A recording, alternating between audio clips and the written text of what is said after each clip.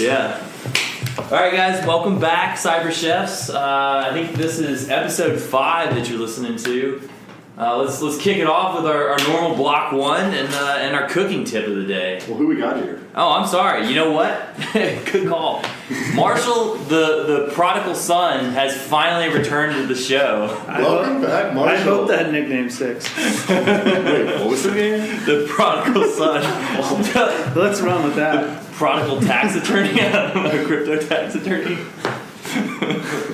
Happy to be back. Hi, everybody. I was watching this video not too long ago, and it was a guy. It was a lawyer, and he kept saying like, "I'm not your lawyer. I'm not your lawyer." And I'm sure someone out there will hear that and be like, "Oh, it's that guy, that YouTube guy." Like, Yes. Also, I'm not your lawyer. Oh, fantastic. All right, guys. Well, today's cooking tip. Let's talk about barbecue. Let's talk about barbecue done right. All right. So if you're living in a condo or a high rise, it's kind of tough to smoke your meat, right?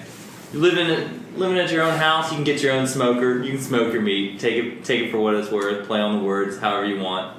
But in a high rise, that makes it a little difficult. So totally. What I found that works really well for barbecue pulled pork is, first off, you get you get pork butt, right? That's the cut of meat you want to get. It's cheap. You can get it.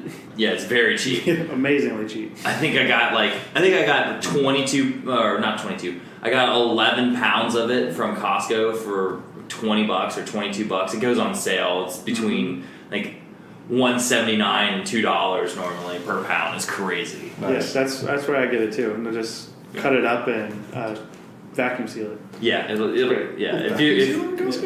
No, I do it at home. Oh, nice.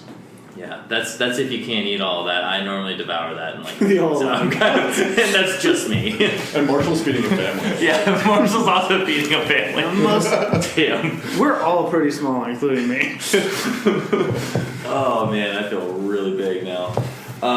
Okay. So you get this pork butt, right? Yeah. So you get the pork butt, and the key is, you know, a lot of people will cook it in a slow cooker, but then you don't get that like crispy edge to the pork, and you don't get that kind of like finish on the outside that, you know, if you smoke it, you get that awesome crisp edge where the seasoning is kind of charred into the meat. So I kind of figured out how to do that, and the best way is, so you take your pork butt, always sit it in your pan or whatever you're cooking it in the oven. The fat side up. So there's a fatty side and then there's a meaty side. Always stick the fatty side up so the juices from the fat run down into the pork and keep it moist as it cooks. Fatty side up. Fatty side up. It'll also kind of it'll marble a lot better that way too. Right? You don't need to add really much of anything. That makes a lot of sense. I think I've done it the opposite way too, where I put the fatty side on bottom and like it got kind of dried out. It gets dry on the top, right? You get a soggy bottom. Yeah, you get a soggy bottom. You get a soggy bottom. So that's like step 1, right? Place it in the pan, fatty side up. Step 2 is then you can chop up some fresh garlic or use some garlic powder, mix it in salt and pepper, right? Make yourself a nice little mix, or leave the garlic separate. Then take the salt, pepper, and garlic and rub it onto all sides of the meat. Okay. Right? Rub it in. Then just take a little bit of olive oil, drizzle it over the top, and then rub that in. So the whole thing is coated in olive oil, salt, pepper, garlic. I'm a little heavier on my seasoning, so you know I lay it on kind of thick, but you can kind of play it by ear. So take that, stick it in the oven at 385 for 40 minutes. Right? 385 for 40 minutes. That's going to get it nice and crisp on the outsides. Then you pull it out and you get it to that like awesome, perfect cooked consistency. Take that whole sucker and stick it in a crock pot. And if you got a big butt, you're going to want to get A bigger crock pot. You're going to want to get a bigger crock pot, Thanks. right? Yeah. Need some trunk space for that butt. So. And you put it in there with water, chicken stock, or just straight up? No, so you put it in there, and what I like to do, I put just a little bit of apple cider vinegar, and just a real little bit, like a fourth of a cup, right? Just enough to give it some liquid. Then take your favorite barbecue sauce and put that over top of it. Put it on. You can put it on high for 4 hours, or you can put it on low and cook it for 8 to 9 while you're at work. Nice. And then when you come back, you'll probably have a good bit of juice. You want to drain out some of that juice, and then take 2 forks and shred it up. Mix in a little bit more barbecue sauce if your heart desires, because normally those pork butts are pretty big. But Yep. then It does desire. And it's done to perfection.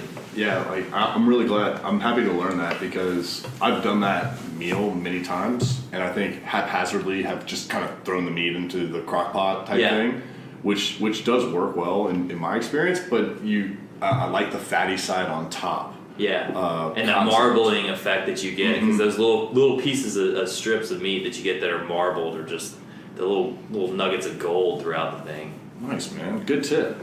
Yeah. Always. All right, so I think that covers block 1 for the cooking. We'll have to throw that up on the new cooking page that we've got up. And for all those who can't see us, like we didn't cook that tonight, so now we're all just like looking at each other like, How about that barbecue? how about that barbecue? Yeah, I may have to cook that for the next recording, and then we'll eat that prior to, then we can talk about the results. We might have to post that twice on Instagram. And Yeah, for sure. That's true. That one's gonna need to be thrown on the Insta.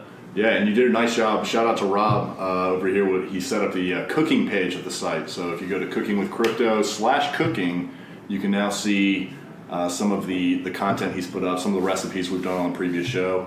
We're looking forward to kind of indexing that. One of which is over time. Marshall's. And one of which is Marshall's. That's We right. haven't actually covered that on the show, so We'll have to cover we'll have that. to bring it back. Yeah, next time you're on, you'll have some more content. Leave to them in provide. suspense. They'll have to go to the website to see it. Yeah, we'll keep that secret to ourselves for now. Nice. Sweet, man. Well, about to jump into some crypto. I know Yeah. we're all itching for it. It's been a crazy week. Yeah, you want to? I guess block 2. Let's talk about the ledger. Yeah, man.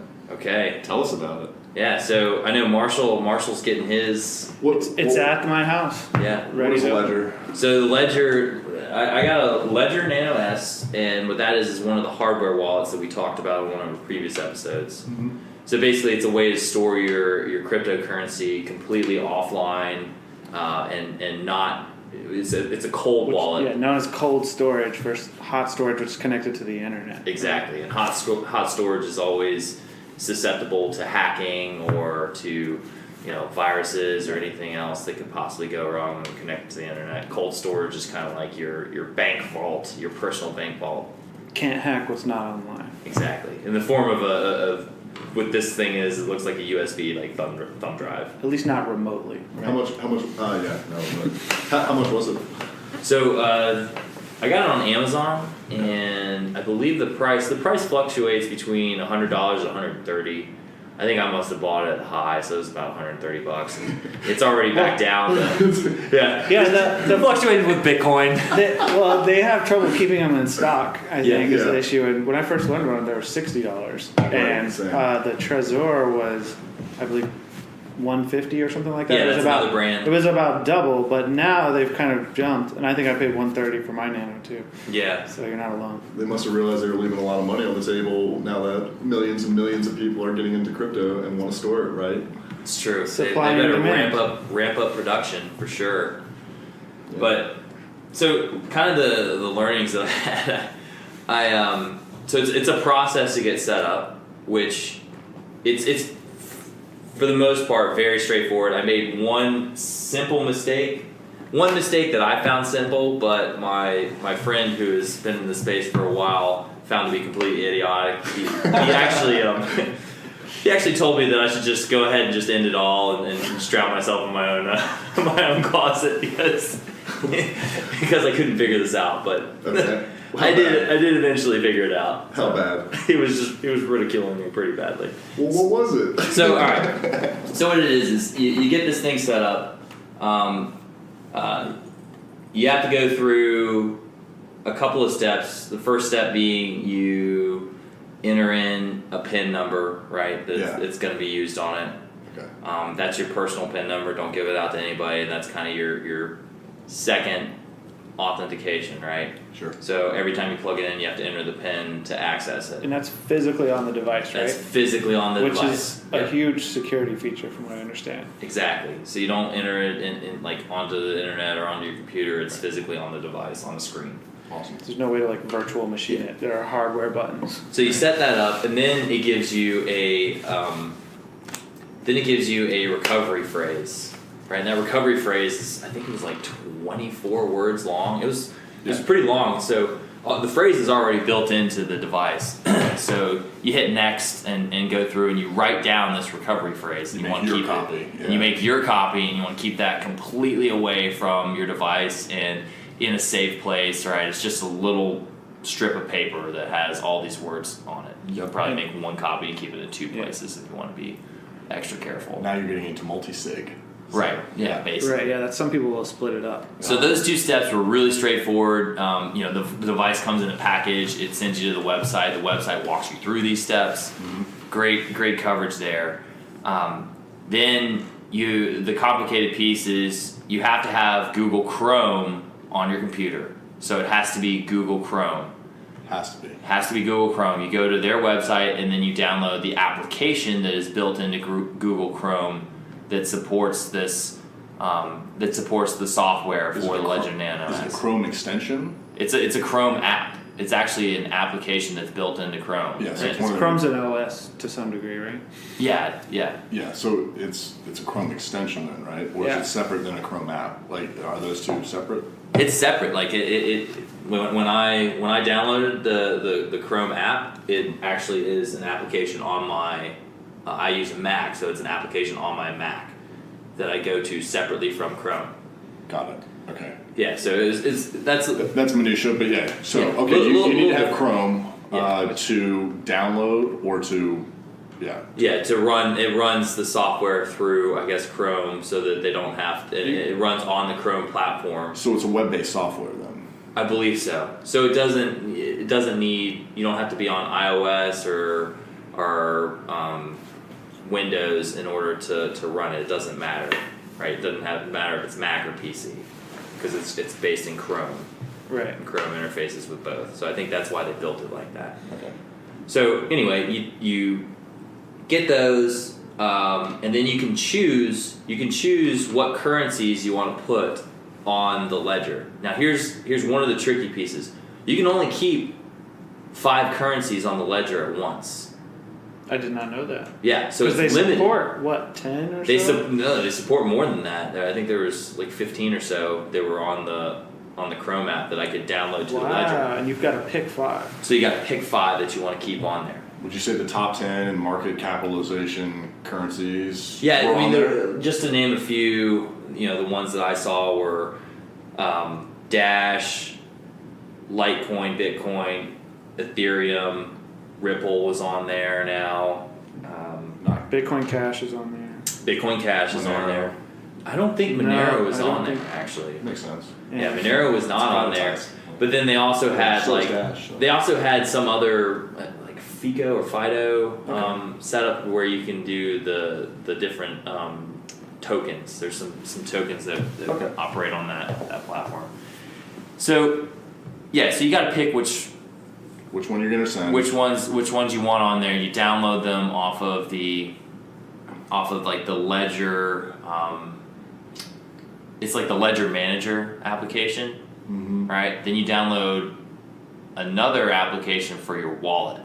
And here's where it got complicated. When I downloaded the application for Bitcoin, on the actual ledger itself, on the physical ledger, there's an option as you go into settings, and you can turn on or off browser support. Well, I was kind of trying to figure out, all right, how do I set up my address in order to send my Bitcoin to it, because I was trying to send Bitcoin. And I messed around with the settings before I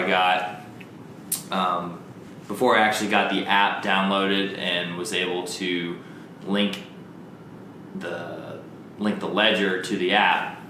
In the settings, in the settings, there's a feature that says browser support, and you always want that option set on no. And somehow I changed it to yes, and then the thing wouldn't communicate via the USB to my computer to run the app. But once I figured that out, I changed it back to no. Immediately, the Bitcoin wallet that I downloaded from Chrome was able to read the ledger. Then it came up and it showed me my balance on the ledger. There was no balance, right? Then it says, all right, send, receive or send Bitcoin. Mm-hmm. I clicked receive. It also gave you the option to do a SegWit address or a legacy address. I used SegWit. Good. Okay, good. I did use SegWit. But I would think I'd be interested in understanding how to restore a SegWit address. You'd have to restore it in a SegWit enabled wallet, right? So anytime you restore that Bitcoin now, you're going to have to restore it in a SegWit enabled digital wallet. So you're going to have to restore that in a place where someone can accept that. Well, my understanding with a Nano, if you ever want to restore it, is it must be on another Nano device. Is that correct? Do you guys know that? Well, I'm just saying transfer. Sorry, transfer. I'm not saying restore. I'm saying Okay. transfer. Yeah. So now, because Rob put it, you stored a certain amount of coin as a SegWit address for Bitcoin, and then now anytime you want to transfer out of that Nano, you're going to have it in a wallet that accepts SegWit. Yeah, and I may test that with a small send. So I use Gemini to send it, and when I used Gemini and used the SegWit, it was there in like seconds. It was almost an immediate transfer. But then, Coinbase is not enabled SegWit addresses. And when I used Coinbase to send it though, it did arrive, but it took like an hour. But it took Is there quite a any while. are they shape shifting it on their side? Well, you can definitely send non-SegWit address coins to a SegWit address. Otherwise, you'd never be able to get anything onto a SegWit address. It's true. So, are you telling us that's a one-way street? I'm not telling anything. I'm more of questioning. Now I'm because I'm not sure about that. I don't think it is, but I can verify. I'll give it. I'd like to make a note to look that. Go ahead. Yeah, I'll take a note there. So Yeah, You so see what I'm saying? Like logically, if you couldn't get something from a non-SegWit address to a SegWit address, then nothing would ever get onto a SegWit address. Yeah, so Because we'll at one point it didn't exist. fact check it, but so overall, my review of the Ledger Nano is good. It's just the fact that you can't, the fact that you can't keep more than 5 coins on there at once was kind of news to me. Yeah. I think it says that more can be stored. it seems like such a silly I wonder. I mean, there's strategy. Like they need to sell more or something. I if they assume limit there's it. probably a technical reason why they do that. It's a hopefully, bu- it's it's a not just a business- straight cash grab. No, that's a but it's that's a possible. business reason. I would have to say there's an underlying business reason and business case of Well, that. It's Buy more nanos, right? exactly. Yeah, and that's kind of what I thought is that all That's right. quite So possible. on their website it it's says storage, and these addresses are microscopic in storage. Just wonder if it some security flaws exist if the more you add or something. I'm not sure. They could have something there. Try and give them the benefit of guess the I'm doubt. not, and I'm not trying to say shouldn't be business. I'm just thinking that my gut saying that. okay. Isn't I mean, that's So here's definitely my the first trick. instinct. Here's the trick. You download. So this is off of their website. Warning: note that your Nano S can hold about 5 applications at the same time, but you can deal with many more applications as stated on the Ledger Manager. By removing and installing the ones you need to manage. By removing and installing the ones you need to manage.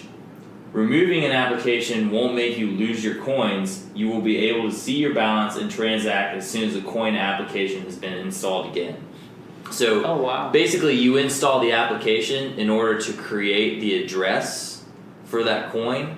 You send it to that address, and then I believe you can remove that application, but it's always stored that address received it on the blockchain. So then when you place the application back on your Nano, you can then receive it. But that to me is complicated. I wouldn't do that. I'm not taking any application off of there that has value on it because it just seems like It's interesting. Yeah. It's like they. I'm gonna do deeper Yeah. dives. So You I can- think I want to know if the Trezor can hold more applications on it. Well, it at supports. once. I think it supports fewer than 5 currencies, anyways, on the Trezor, right? No, the Trezor supports quite a few, but Oh, okay. I don't know how many it can hold on at once. Anyway, I think that kind of covers the ledger. It's still good to have. I think the main course for getting ledgers to hold your top 3 to 4 currencies and maybe one alt currency that they keep out there. But for me, the long holds are always going to be Bitcoin, Litecoin, and Ethereum. Right, and to recap, the reason you'd want to do that is it's understood to be one of the safest ways to keep your money. If you keep it on an exchange, you're always subject to the risk that the exchange could be hacked. Yeah. No one, first of all, you're not a big target probably if you have your own wallet. But secondly, that thing is totally offline when it's not plugged into your computer. It's impossible to access it without getting the device into your hands. Knowing that PIN, knowing all of the other things that you'd need to know. So there's a lot of reasons why you'd want something like that. Yeah. Yeah, and from like a security perspective, you're absolutely right. Like, and think about it like this: if we all took pieces of our money and kept them locally with ourselves, right, and locally in our homes, we take out the honeypot effect that is caused by these large institutions that store large amounts of assets, which are then those ones that are most susceptible to being hacked. Because once they get hacked, now everything, once they get in, they're in. And if they're in there for long enough, they can, undetected, they can pull out a lot of stuff. Right. And they know how to get in undetected, and they know how to stay there and live there and until they understand and get the environment and what they need. And like, for me, personally, I like the concept of being my own bank. I like the concept of keeping a majority of my assets stored securely locally on myself or in my home, and then keep a smaller balance, my 20%, my whatever it is I'm investing out there on exchanges where then you can make decisions, right? Yeah, just important to remember all that power comes with a lot of responsibility, Spider-Man. Sure does. Yeah, that's true. Don't drop it in any water. Right. Well, actually, the great thing about the Nano, we touched on it briefly, not to backtrack too much, but that recovery passphrase. Yeah, keep that. You can destroy your device, get another Nano device, and if you put that recovery passphrase in, you can bring your coins back. Great point. True. Great point. Which is amazing. Yep, very true. All right, so that covers block 2. Let's get into the meat of this thing. I think Marshall, you got block 3, my friend. Wake up, we're going to talk taxes. Yeah, it's about time. It's January. It's tax time. It's tax time. Yeah, and to quote your YouTube friend, I'm not your lawyer. This is not tax advice, but this is just my understanding of what I've read But so this far. is tax advice. No, not at all. But take it for what it's worth. This is high level what I've seen and what I think about the situation. And the bad news is it's very complicated. It's very complicated. But the IRS Notice 2014-21, which the year is 2014 that was released, essentially that's where you're going to get the bulk of the official information from the IRS at this point. Basically a Q&A or a FAQ too, and I've put a link of that under our... What date is it? 2014 was when it came out, the year it came out. Oh. Dash 21 is the actual IRS notice. So if you just Google that, it'll take you right to the IRS page. You can read it for yourself. Yep. One of the most important takeaways is that the IRS considers all cryptocurrencies property and not currencies. So that has interesting implications under the law, which kind of leads me to my next point. There's been a lot of rumors spread around and a lot of stuff that I've read because it is treated as property that people were under the impression that you could do what's called a 1031 exchange or a like-kind exchange to avoid taxes by staying into a similar asset. So this is most popularly used in real estate transactions. You see commercial developers or just people that own large investment properties. Say you bought a house, you rent it out, you've got your eye on a bigger place, your place is appreciated now, people will then sell that house. You don't want to pay income taxes on that house because it's appreciated a lot in value. So what they do is they put it into what's called 1031 exchange, and then I believe it's 90 days that you have to purchase another investment property, so like a like-kind asset. And at that point, as long as you do it within that set amount of time, you don't pay the taxes. You just get to go right into the next asset, and you can keep doing that over and over and keep leveling up without paying taxes until you eventually really cash out or go 90 days or whatever that limit is. It might be 120 days. Can I ask a question there? Yeah. You said it was a 3-month window after you make the sell? Don't quote me on it. I think it's 90 days, 90 days. but it might be 120 days. It's pretty short though, and they're And then that's when you're eligible to make another transaction without a tax. when you just have to do it within that time period, and You have then to- you're fine. You have to file Right. a 1031. Well, you got to get into your new asset that's the same as the one you just sold. And this is because cryptocurrency is treated as a property. That's what people thought. So my point here today is it doesn't quite work that way. People were kind of trying to make that comparison and say that argument that they can do that, but That's what we were talking about with the shape shifting, that you could Yeah. shape shift Say- within currencies, and then you'd only be taxed when you convert it back to USD. Right. Well, that's only because the U.S. government has stated that it's a property, so we're treating it like a property. That's what people thought, right? They're like, okay, we're going to treat it like a property. If I go from Bitcoin to Ethereum, then I have done a like-kind exchange, is what they're thinking. But And it was in that 90 to 120 day period. right, but that's not the whole requirement for a 1031 exchange, and that's where people seem to have stopped reading, unfortunately, because the 1031 exchange has two other elements. They read the bull print. One element is that it must be a sufficiently similar asset, and that's the kind of thing lawyers love. We call that in kind of gray area. That's where lawyers make their money, because they get to argue over whether it is or isn't similarly a similar asset, I guess.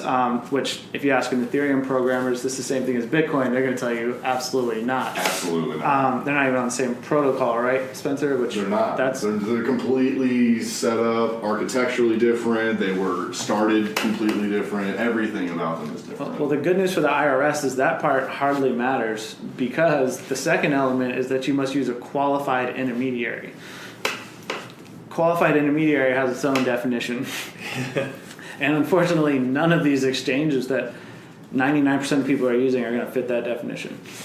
The actual definition, I'm not going to read the whole thing to you, but it's essentially, it can't be the taxpayer. There must be a written agreement with the taxpayer, between the taxpayer and the qualified intermediary. They have to accept the property from the taxpayer. The qualified intermediary then must buy the other property with the taxpayer's money and give it back. It's a whole complicated thing that So it's like, who's a qualified intermediary? there's paperwork involved. Is the bottom line, Right. and that's not. That's what why anyone's it been works doing. for real estate, because there's always a Right. paper trail. There's lawyers involved. There's escrow accounts, that sort of thing. Yeah. That's not what's happening generally when people are doing this on exchanges, and that's an issue. You'll have a real hard time convincing the IRS that any of those transfers were 1031. And that's just for 2017. Right. This year with the new tax law, Doesn't even matter now. all that's like out the window. It's been defined Yeah. now. Well, now they have explicitly said 1031 exchanges apply only to real estate transactions, no other property. That's what they said as of when? 20. As of 1/1/2018, I the hate new Trump towers. tax bill that Trump just passed with his Republican Congress. That's the new deal. Okay. Shocking. That makes a lot of sense. Right. I had no idea about any of this. This is interesting. That's where we're at now. So we can forget about 1031 exchanges in the past. If you've been relying on that in 2017 and before, again, I'm not your Good luck. attorney, but you need to probably you might want to contact a tax professional about that, because it may not be as simple as you might have thought. Yeah, and let's talk about the implications of that for this year. Well, for moving forward, and basically, if your assumption is right, which I think all three of us are going to take as correct, and we're going to file our taxes accordingly. What that means for our shape-shifting act. Yeah, so that's where it gets sad. but the situation is, and this also becomes an accounting nightmare, but every single time you come in or out of a currency, whether it be USD or from Bitcoin to Ethereum or to whatever else you're doing, At that point, you're supposed to capture the price you paid for the asset you trade, the price you got for it in USD, which But it's not a security. doesn't matter. It's property. You're going to have to price it at whatever you sold it for, and it makes sense if you think about it. If you bought Bitcoin for $10 hypothetically, and then you go and buy $20 worth of Ripple with that same amount of Bitcoin, because it's worth $20 now, it's doubled. You have gained. Like, you just bought Ripple that you wouldn't have been able to afford with your original $10, if that makes sense. The asset's gone up in value, so whenever you leverage that increase into something else, they expect you to capture it and know you owe income tax for that gain, which is going to be, if you held it under a year, it's going to be your ordinary income tax bracket, which is short-term capital gains, wherever you fall once you include all of your gains from crypto, because that's all going to be counted as income now. Yeah, so if you're making over $440,000 in a year, you just got some slight tax break this year from the new bill, and you're down from 39.4%. Yeah, to it's almost 39.5%. I think is the highest tax bracket under the old code. And now it's 37. Yeah, it's something like that. It's gone down just a little bit for the richest. So I need to update our tax website right now. I've got 30% as the max, and it's really 37. That's the most any normal person would fall into, probably. May fluctuate too, right? Yeah, but let's be honest. The people that may be in this game, if they're paying taxes on this full year, they could have easily made that this year. Right, and or this past year. Yeah, it's a situation. And the other thing is, people don't think about all the times where you wanted to move Bitcoin to Binance or something like that, and because the transactions were slow or the fees were high, you decided, I'll transfer my Bitcoin to Litecoin, I'll take that Litecoin, take that over to Binance. Every single one of those shapeshifts, you need to account for the price you paid and the price that came out. They're all taxable events. You can also take the losses if you had any, but in this space there haven't been too many losses. So there's a lot of gains to pay taxes on, unfortunately. And to be honest, it becomes very difficult to comply with if you're trying to do hundreds of transactions over a year. Some of these exchanges, they keep a record of your past transactions, but some of them expire after 6 months or so. I think Bittrex only keeps them for 6 months. So yeah, that'll probably change with this law. If you're not pulling that stuff, I would keep it in your own possession if you're not tracking it, because it may be impossible to go back and figure it out. And that, trust me, even simple things are difficult to explain. All right, so let's talk about the solutions here. So, yeah, tracking it. So block 4. We'll talk about the tax tools that we looked up. There's some silver lining in all this. Yes, it's complicated. Yes, it may be crazy as hell to try to track these things, but there are some tools available out there that we've been looking into at a high level, and we'll continue to dive into them this month and test them out. Yeah, and it's important to note too, all of you hodlers out there, you're fine. As long as you haven't switched anything around, you're just holding it, you're not paying tax until you come out. I love to hear that. Right. Yeah. Because at that point you're not realizing the gain, right? Like, it's when you realize any gain or any loss, you get to claim capital gains or capital loss. Is it capital? Right. I think that's so. I mean, if you made a bad bet, this could pay out in your favor, right? Yeah, some of those things will cancel out, and that's how some people don't pay taxes for decades. Because they made some really bad bets and they take those losses over time.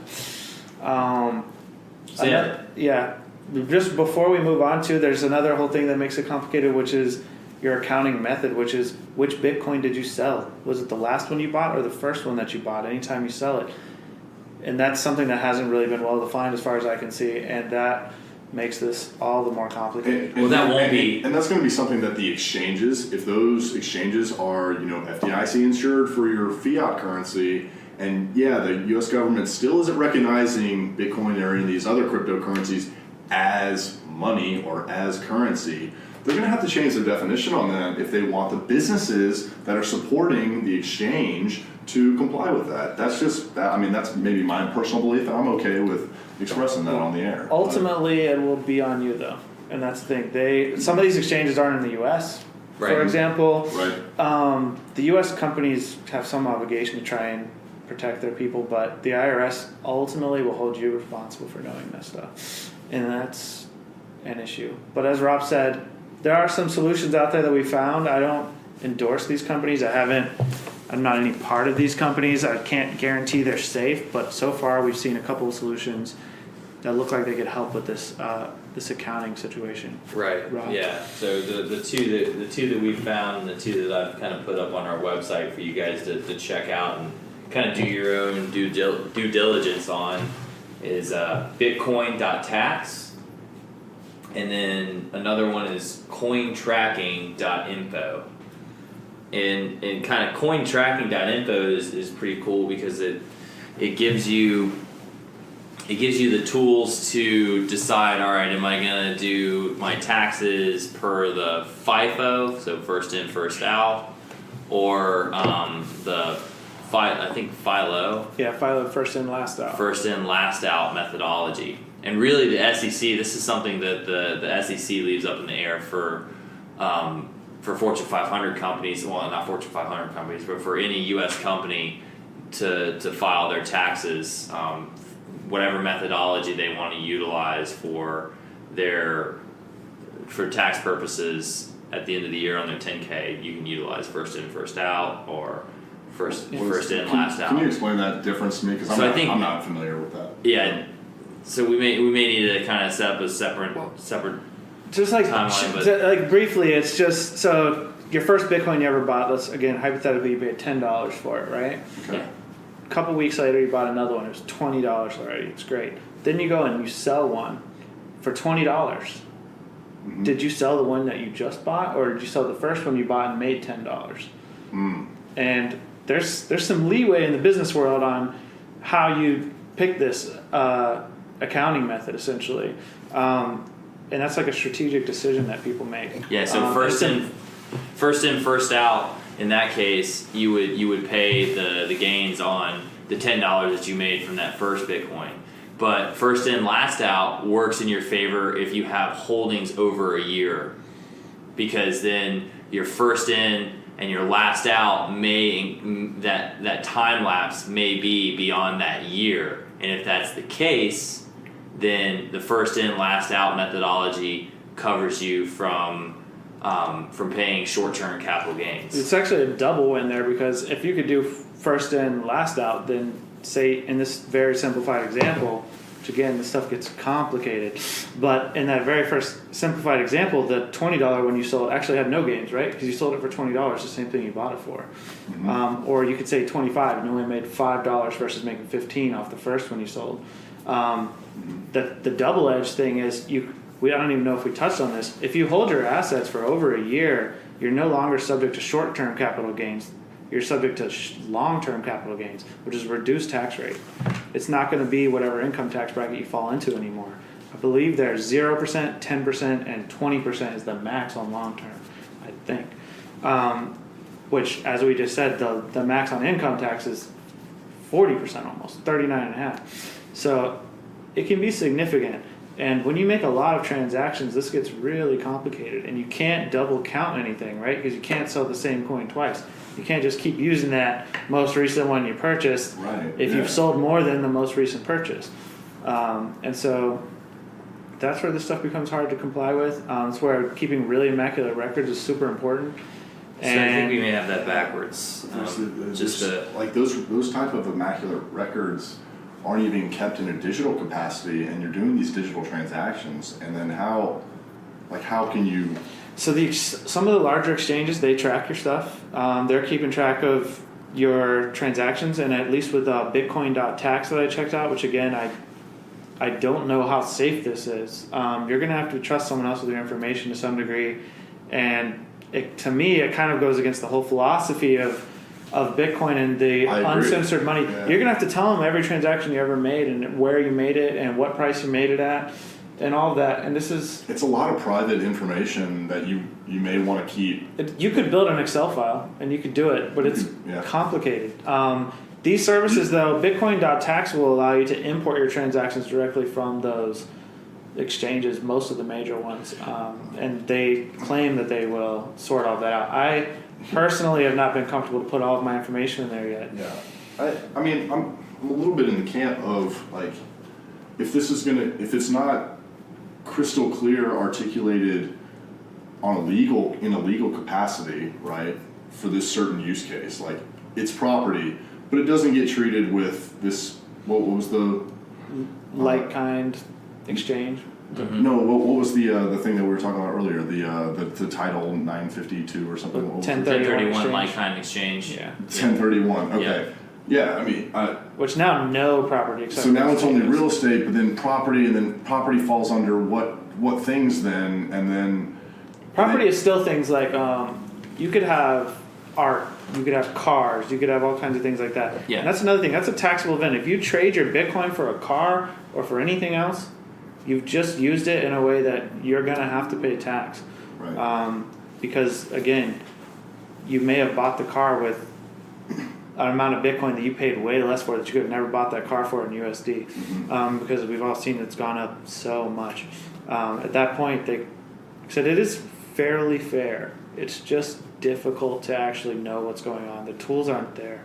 Yeah, well, I mean, and the best tools that we've found so far are those two, right? And I mean, we vetted those out. We haven't actually used those, so we haven't really vetted them out. That's true. We Right, don't that's- know yeah, what we- they're like. Full disclosure, we haven't used these. This is reference points that we're talking about on the show. Yeah. But we haven't trusted our future with these. Right. I looked as far into them as I could without putting all my information into them because I need to vet them this further beforehand. And I'm personally inclined to make a spreadsheet to track all of this myself, and it's going to be difficult. And I'll probably lean towards just straight hodling as much as possible. But I'm still intrigued by the idea of trading. yeah, some of the exchanges make it easier to get your Excel CSV export file out of, like, I know Poloniex and Gemini are really straightforward with their Excel spreadsheet and export, but GDAX is a complete nightmare. Yes. You have to do Terrible. each individual pairing has its own Excel file. You can't just download, or at least I haven't found a way to do it. Maybe there They is. don't even show the price from what I saw. You actually would have to go back and look at the charts. That's true too. Yeah. It's the GDAX. It's terrible. Yeah. Gemini is great about that because they show what the price, the USD At the price time was of at the the trade. time. Yeah, the Right. trade. So But then they constantly show your balance. So that's one of the good things about trading in Gemini, and I may end up moving back to Gemini because I'm starting to feel more and more comfortable there than Yeah, I am At least from a with tax GDAX. perspective, right? Right, Like, yeah. and like just from covering your ass and just making sure that you're doing your due diligence and like Yeah. we're gonna need, like, I mean, if Coinbase is doing a great job of Coinbase, but maybe they need to add that layer to their professional trading platform, GDAX, right? So I guess, kind of to wrap up this section, because we don't want to take it too long, right? lawyers tend to kill the party, bro. Yeah. Man, I think this is a great segment, and people are gonna get a lot of info out of it. Yeah, so the tax piece is complicated. There's definitely gonna be more to talk about. Two things to kind of research on your own if you're trying to file your taxes by yourself is Bitcoin.tax and Cointracking.info. What's nice about both of these is if you do input your own data. I know Cointracking.info you can pull the API from the different exchanges you use, and they'll create the info for you. It is a paid service though, so and the fees are substantial for that one to do like a lifetime service, and even the 1 year is pretty hefty. So if you want to make sure it's done, and you want the analytics behind it, that place is great for it. The other.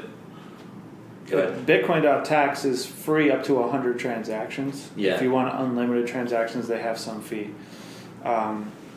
Right. For me personally, the only advice I will give you, particularly if you've made a lot of money in crypto and you've done any trading, seek out professionals that are competent in this space, because you do not want problems with the IRS. There's no sense getting rich if it's going to bring hell into your life, and that's exactly what dealing with the IRS is.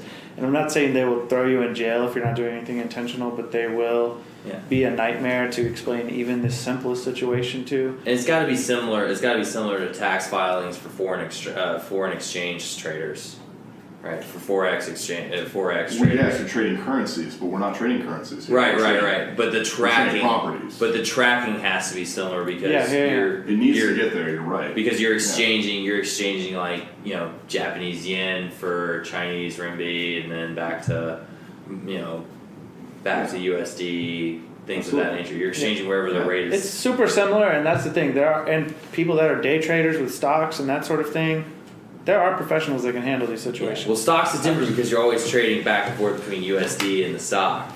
Right. That's where it makes it easier, right? But with forex, if you have a CPA that is experienced in foreign exchanges, seek out CPAs that have foreign exchange experience, and they may already have a tracking software for this. You just export your CSVs or your Excel files, give it to them. They may already have it. They may already have a plan for this. And if they don't, that's So our homework is to talk to one or two CPAs that actually have done this kind of work before and have their head wrapped around what's going on here. Yeah, and to close this section out, this I thought was extremely important. The IRS is currently seeking public comment on how you feel about these rules and regulations. And Great note. they are, make your own opinion, but I'm not happy with it. We'll put the link in the description to the video, but it's notice.comments@irscouncil.treas.gov. And they read those public comments, everyone. This is how laws get made. Are you advocating to go there? Everyone should speak their opinion, whether it's extremely educated or not. Let them know you're We're gonna not blast. You satisfied. have to give your name, your last name, your email, your password, your social security number, all those things. To I mean, do that? that's an email address. If you're not comfortable doing that, which I can assure you there will be no consequence for expressing your opinion there. They're seeking public opinion.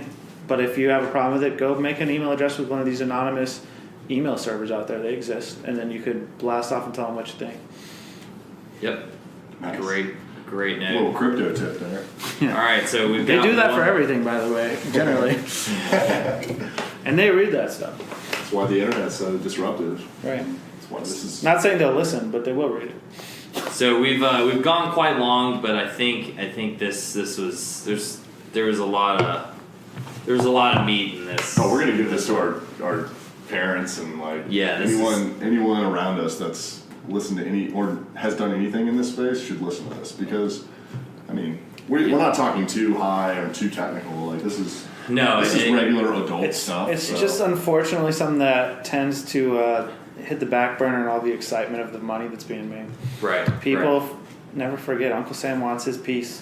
And it may actually cause a lull. It may cause a lull in at least in Bitcoin for the next month or two while this stuff is figured out. It could. That could be contributing to what we're experiencing a little bit right now. Yeah, And a lot. just kind of a flat Although line. the altcoin pump is Real. very real right now. It is very real. So, all right, let's talk about the last block that we have, and this one comes via Marshall as well. But this is another life hack, and today's life hack is buy your U.S. citizenship. I did not know about this, but apparently you can buy your U.S. citizenship. Let's go into some detail here. I'm sure people are like, what? No, you can't. Capitalism at its best, folks. Yeah, it's even worse than it sounds, because you're not directly buying your citizenship, but you can actually invest your money in such a way that it gives you a path to citizenship. Exactly. So you don't even have to. You're not buying your the money. You're not buying your citizenship from the U.S. government. So the way it works is, and correct me if I'm wrong here, but for $500,000, you can come and invest $500,000 into a rural area, right? Or low employment area. A rural or low employment area. Basically, build your business there for $500,000. Or make a loan to a developer there. There you go. Or make a loan. You could just make a loan? Yeah, that's legit. And just invest your money. And so you get paid for your U.S. citizenship. Yeah. As long as it creates jobs, as long as it creates 10 jobs or more that last for a 2-year duration. So basically, you create a development for $500,000 and make sure it takes 2 years to build, and boom, you've got a U.S. citizenship. Not quite that simple, but you're definitely on your way. And again, I'm not an immigration attorney here. I can refer you to a great one if anyone is looking into this and they've made a lot of money outside of the States. But yeah, this came up with a conversation with a friend of mine who is an immigration attorney, and it was news to me too. It's all part of the Immigration Act of 1990. They call it an EB-5 visa. So what it is, you can invest $1 million anywhere, or $500,000 in a low income high unemployment or rural area, and as long as it creates or preserves 10 jobs, you could save a business from failing as well. You could invest into a company, and that will give you, your spouse, and your children a 2-year conditional green card, assuming you filled out all the correct paperwork. Which again, you're going to want an immigration attorney for this. Assuming you can afford the $500K, you can afford the attorney too to make sure this all goes through. True that. Yeah. So, and as long as that job creation goal is reached, then that visa will be eligible to be converted to permanent resident status, and there will be a clear path to citizenship through this. So it's, in a way, it's a way to get paid to become a citizen. It's just not overnight. It's not like you can write a check and they say, here you go, go vote. It's better than writing a check, because you're putting an investment in that could potentially make you money, or even if it loses some money, you gain a citizenship out of the difference. Yeah, and I don't know this for sure, but I wonder if you could just put $1 million into the stock market. I think you probably can. Well, I guess because you're investing in U.S. businesses, and those as long as they don't fire everyone, you're preserving 10 jobs. You could be. It's pretty hard to argue $1 million can't pay 10 salaries. Hey, I mean, regardless of your party, right, and where you stand, left, right, or middle, that's the facts of this nation, right there. That's the incentive. And if you think about it, it's it was created with good intentions to some degree. They want to encourage foreign investment to build out this country and to make jobs. Right, and this is why you have such an influx of Chinese investors in the United States. Yeah, there's a huge influx of that, and the reason there's not more is it's very difficult to get your money out of China. That's true, and that again is also why Bitcoin is so popular in China. That's right. No one can stop you from transferring your money. That's exactly it. Guys, nice life hack that's also super relevant. Ties back. It does. You just had that in a passing conversation, and then you jotted over to the message and was like, he brought it to me. He had that conversation with his friend. He's like, dude, listen to this. I was like, no way, that's amazing. That is like the root of our country. Capitalism at its best, right there. A lot of people are mad at it. I'm not even mad. It is what it is. That's perfect. That's bring your money to us. Bring your money to our country. The U.S. dollar is. Why would you not accept? It is the reserve currency, right, of the world. Yeah. So for now. That's true. For now, it is the reserve currency of the world. So, incentivize the foreign investment. But if you're outside the United States or inside and you've recently come into a lot of money, look up EB-5 visa and contact an immigration attorney. They'll get you on the path. Yeah. There you go. Great line. I'm sure in our 30 listeners a week, we'll have someone who's in that situation. We may get some. You never know. We'll reference this in a couple of times. We're going to keep making fun of the fact that we don't have any listeners other than our parents and our closest friends until we actually take this thing off the ground. It's going to go wildfire. I'm not convinced all of our relatives are citizens, so this could be really That's true. Rob's got a suspect Canadian vibe to him. Hey. Oh man, I got a story for you offline about that. That's funny.